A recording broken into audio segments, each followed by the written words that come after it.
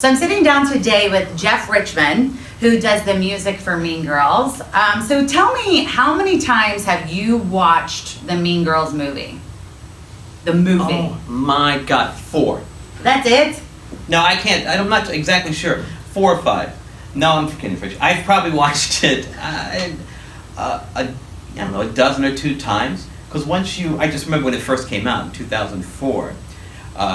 We found great pleasure. Tina and I am married to Tina. And the movie came out, and we would just theater hop. And we would go listen to the response at different theaters. How was it? It was... People laugh. It's such a adorable. great. It's such a great movie. But I mean, like, what is it like when your wife is sitting there watching something she's in, and you guys are kind of taking all that in? Like, what does that feel like? Were you like, I told you they weren't going to laugh at that joke? Hey, it's funny. I just realized it's kind of what we did with the musical, because when you do television, you don't get to sit in with the audience and watch them watch what you created. But in 2004, we went and watched the movie. We went that whole weekend. We just kept jumping from theater to theater and saying, let's go over to the other theater to see how they react to this part and whatever. And it was so great. It's the most exciting. It was so much fun. Just a joyful thing.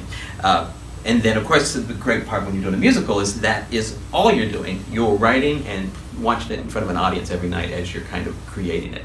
And it helps you make decisions and judgments about what's working and what's not. And it's just so joyful to be in a room with 1,500 people. Yeah. Did you know right away that you were going to make Mean Girls the musical? Like, I knew you guys had always wanted to do theater and musical stuff. Right. Were you like, this is going to be a musical? No. I almost said we wrote the musical first, then we did the movie, and then we backed out of it, but we didn't do that. No, we were, the movie had come out, and then we were still doing SNL, and we were still doing 30 Rock. But all those years, Tina and I go well, what do you want to do next? What are we going to do? I said, well, let's get back into theater. We both came from a theater background. And we thought that since movies were very popular to be an adaptive source, that we would probably be able to get the rights to Mean Girls. And we also looked at and watched again and said, yeah, it does feel like that kind of property that sings, that the characters feel like they have something to sing about as opposed to make jokes about. For sure. Yep. What song did you guys write first? The first song we wrote, and we brought in a lyricist to work with us, so we had a creative team of 3 writers, and then Casey Nicolau, who directed it. We brought in a lady by the name of Nell Benjamin, who wrote the lyrics, and to be sure that we knew how, if we all could work together, we had her just say, do you have an idea for a song? Why don't you just write some lyrics and we'll do it. So the first song we ever wrote was a song called Stupid, with Love. Is that the right title? I want to be sure. I'm not a words person. I think that's what it's called. Sure, I know it's that song. It's in A, and it's in 4/4 time. No, it's "Stupid with Love," and she came in. She brought it in. And I thought, these words are nice and cute. And I took it. And it felt like Katie could also sing from a place that was kind of pure in Africa. Yeah. And I said, we can do kind of a Paul Simon thing with this, and Graceland thing, and it worked. So that was the first song. Was "Stupid with Love." Was the first song. Do you have a favorite song? Is that your favorite because you wrote it first, or do you have one? I do like that song very much, and it's Katie's point of view in the show. I like it very much.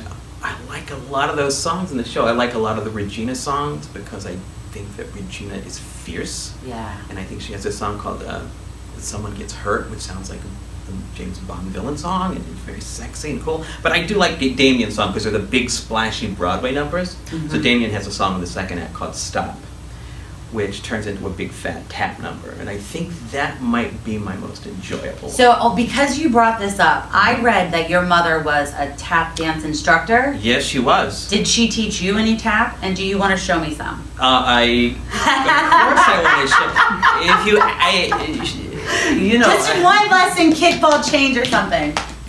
I don't know. That was Yay! nothing. But if somebody asks you, this is my lesson to anybody. If somebody asks you to do something on camera for them, you got to do it, even if you don't know how to do it. Yes, my mom. She taught little kids tap and ballet above a garage. Really? Yeah. So I was reading, of course, a little bit about you because I was doing this interview. Okay. And I wanted to know, you also were talking about how you're married to Tina Fey. Clearly, you guys work together. Clearly a lot. Often. Right. Have you guys ever had any kind of disagreements or anything that have that you're like, this is never going to work, and she's like, trust me, it's going to work, and then it did or didn't work? Was there anything from Mean Girls that you were like, this is going to be it, and she's like, no, it's not? Was there any challenging moments in that aspect? Let me think about it. Let me think.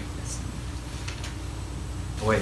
You can say no. It might be no. I wish I had a really good example. No, it's great. I mean, We usually get along, or we just know after 20 years For of being marriage. together so long. When you say something, when you're supposed to say something, and when you don't, there's a big. So I think we have some of that going on. Like she says an idea, she would never hear me saying, "Oh, that's never gonna work," even in my head I might have said it.